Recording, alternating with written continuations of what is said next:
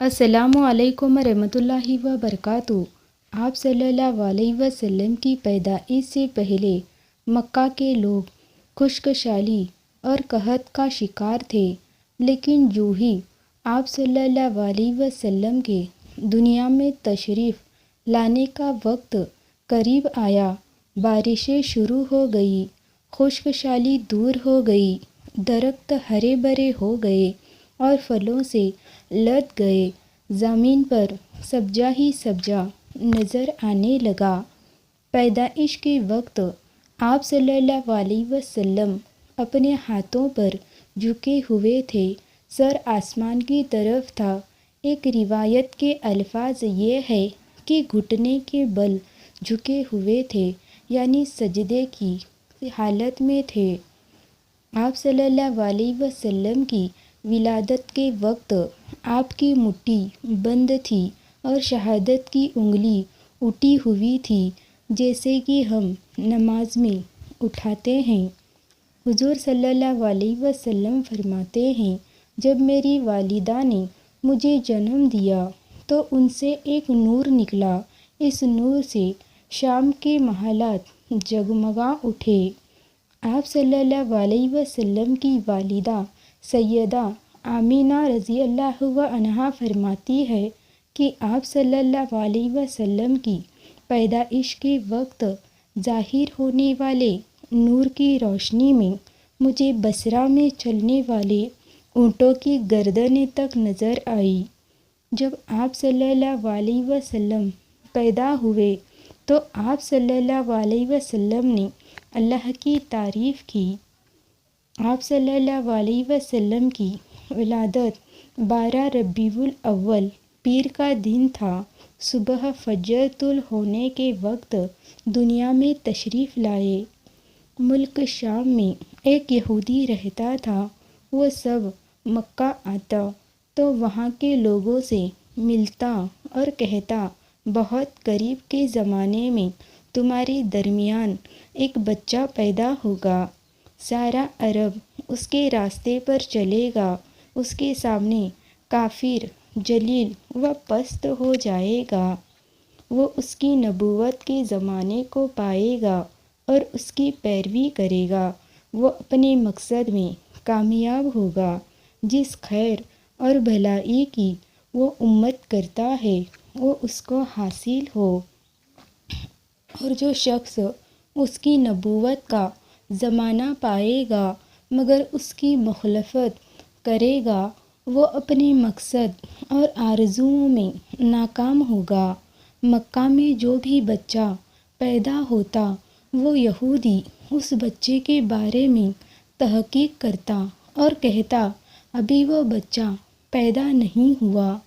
آپ صلی اللہ علیہ وسلم کی ولادت کے قریب سیدہ آمینہ رضی اللہ عنہا کو خواب نظر آنے لگے، نہایت ہی عزیز اور مبارک خواب۔ کبھی ایک کی بیوی آمینہ رضی اللہ عنہا کا جسم خاکی ایک بارگی آئینے کی طرح جھلکنے لگا اور روئے سے سرد شعاعیں نکلنے لگیں۔ کبھی کانوں میں سنا کہ جنت کی حوریں، آسمان کے فرشتے اور مقدس روحیں مبارکباد دے رہی ہیں۔ کبھی سوتے وقت ایسا محسوس کیا کہ وہ اپنے نورانی اور شفاف جسم کے ساتھ بلندی پر ہیں، اونچے سے اونچے پہاڑ پشت نظر آتے ہیں، اور آمینہ رضی اللہ عنہا کے تلوے ستاروں کو چھو رہے ہیں، اور چاروں طرف تہنیت کا تبریک زمزمے چھوڑے ہیں۔ قبیلے کی عورتیں آمینہ کی مساج پرسی کے لیے آتی تو ایسا نظر آتا جیسے کعبہ سے لے کر عبداللہ کے گھر تک نور کا شامیانہ تنا ہوا ہے۔ گھروں میں چرچے ہونے لگے کہ آمینہ پر آسمان کی نورانی دیویاں بہت مہربان ہیں۔ آپ صلی اللہ علیہ وسلم کے والد عبداللہ کی پھوپھی نے کہا، یہ لو ستارے زمین پر جھک آئے، یہ آج کیا ہو رہا ہے؟ ایک بوڑھی عورت نے جواب دیا، میں بھی یہی دیکھ رہی ہوں کہ جتنی روشنی میں پچھلی رات ہے اتنے اجالے تو دن میں بھی نہیں ہوتے۔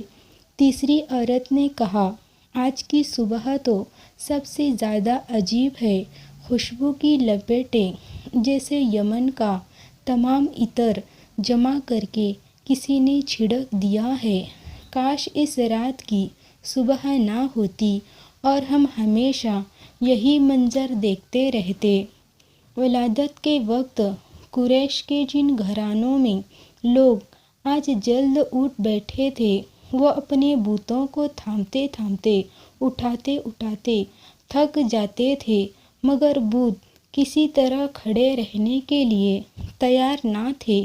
ان کی پریشانیاں آپ سجدے میں جھکی جا رہی تھی۔ وہ کہنے لگے، آج کیا ہو گیا ہے؟ ہمارے خداؤں کو لیتے جا رہے ہیں، گرے جا رہے ہیں۔ شاید ان کو نیند آ رہی ہے، مگر بت تو سویا نہیں کرتے، کہیں یہ مجھ سے ناراض تو نہیں ہو گئے؟ لوگ کہنے لگے، لاؤ پھر ایک بار خلوص اور عقیدت کے ساتھ سجدہ کرے۔ ایک بوڑھے قریش نے بت کو دیوار کے سہارے کھڑا کر کے سجدہ کیا، اور پھر جب سر اٹھایا تو بت کا ماتھا بھی زمین پر رکھا تھا۔ اتنے میں ایک عورت دوڑتی ہوئی آئی اور بوڑھے کا ہاتھ تھام کر بولی، میرے ساتھ چل کر دیکھو، فریسا کا معبود، جاہر کا حاجت روا قابس کا بت اور خود میرا خدا سب کے سب زمین پر منہ کے بل گر پڑے ہیں۔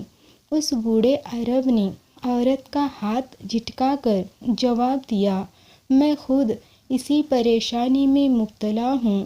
میرے معبود کو نہیں دیکھ رہی ہو؟ زمین پر سر رکھا ہے، تم اپنے معبودوں کو سنبھالو، میں اپنے خدا کو تھامتا ہوں۔ یہاں عبداللہ مطلب کے گھر میں آمینہ پر سرور آمیز غنودگی سی طاری تھی۔ ابھی دن رات ملے جلے تھے، اس لیے کہ دونوں کی تقدیروں کو ایک ساتھ چمکنا تھا۔ سفیدہ سحر نمودار ہو رہا تھا، گنبوں کی نازک پتے پر شبنم کی موتی ڈھلک رہے تھے۔ سرد شمشاد نے پھولوں کی مہک پا کر انگڑائی لی، طیران خوشنوا کی چہکاروں سے تمام فضا مہک اٹھی۔ جنت آج سچ مچ زمین پر اتر آئی تھی۔ مینا کی وادی، مروہ کے سنگریزے، کبیج کی چیٹیاں اور عرفات کا میدان نور کی جھلکیوں میں جھمجھم کر رہا تھا۔ ستارے جلملا رہے تھے، کلیاں چٹک رہی تھیں اور پھول مہک ہی رہے تھے، اور اتنے میں گھر کی عورتیں خوشی سے بے تاب ہو کر پکاری، کوئی عبد المطلب کو جا کر مبارکباد دو۔ عبد المطلب نے سنتے ہی تیزی کے ساتھ آئے، خوشی کے مارے پاؤں بہکے بہکے سے پڑ رہے تھے۔ عبد المطلب کے رخساروں کی جھریوں میں مرصد جھلملا کر رہی تھی۔ آمینہ رضی اللہ عنہا نے پھرتے غیرت سے چادر منہ پر ڈال لی۔ عبد المطلب نے پوتے کو دیکھا، پیشانی کو چوما، ان کی آنکھوں میں بجلیاں سی چمک رہی تھیں۔ عورتوں نے کہا، یا سید القریش، اتنا نورانی چہرہ آپ نے آج تک دیکھا نہ ہوگا۔ جواب دیا، نہ صرف میں نے، شاید دنیا میں کسی آنکھ نے اس جلوے کو نہ دیکھا ہوگا۔ چاند، سورج، کہکشاں، کوسے قزح، پھول، گنبے حیران ہیں، کس چیز سے اس ننھال کے چہرے کو تشبیہ دوں؟ اس کے حسن جمال کے سامنے تو یہ سب فیکے اور بے رنگ ہے، اور یہ باتیں مجھ سے محبت نہیں کہلوا رہی، یہ حقیقت ہے۔ عبد المطلب نے عورت سے کہا، پھر سرگوشیاں ہو رہی ہیں، اچھا گیت گانا چاہتی ہو، میں چلا جاؤں؟ مجھے بوڑھے کے سامنے ڈف بجاتے ہوئے شرم آتی ہوگی۔ عبدالمطلب کے کہنے پہ عورتیں بولی، یا ابا عبداللہ، رات ہم نے اپنی آنکھوں سے جو کیفیت دیکھی ہے، اگر کسی کے سامنے بیان کرے تو لوگ کہیں گے یہ عورتیں دیوانی ہو گئی ہے، کسی نے ان پر جادو کر دیا ہے، ان کے دماغ میں خلل آ گیا ہے۔ رات کا شمع لفظوں میں نہیں ادا ہو سکتا، وہ دیکھنے ہی کی چیز تھی، کہنے کی نہیں، اور کوئی کہنا بھی چاہے تو وہ کیفیت لفظوں میں کہاں سما سکے گی۔ عبدالمطلب نے مسکرا کر جانا چاہا۔ ایک خاتون نے کہا، اے ابن عبداللہ، کیا کہہ کرے اس ہاشمی ننہال کو؟ عبدالمطلب نے کہا، اچھا، نام کی تعریف، اشارہ ہے، بہت خوب۔ عبداللہ کے لفت جگر اور آمینہ کے نور نظر کا نام ہم نے احمد اور محمد بھی رکھا ہے۔ تمام دنیا میں تعریف کی جائے گی۔ میرے چاند کی فضا میں ایک دھیما سا غیبی نغمہ گونجا، زمینوں میں ہی نہیں آسمانوں میں بھی اس کی حمد و ثنا کے نغمے بلند ہوں گے۔ عبدالمطلب کا جواب سن کر آمینہ کے ہونٹ پر مسکراہٹ کھلنے لگی، جیسے ان کی دل کی بات عبدالمطلب کی زبان پر آ گئی ہو۔ اللہ حافظ۔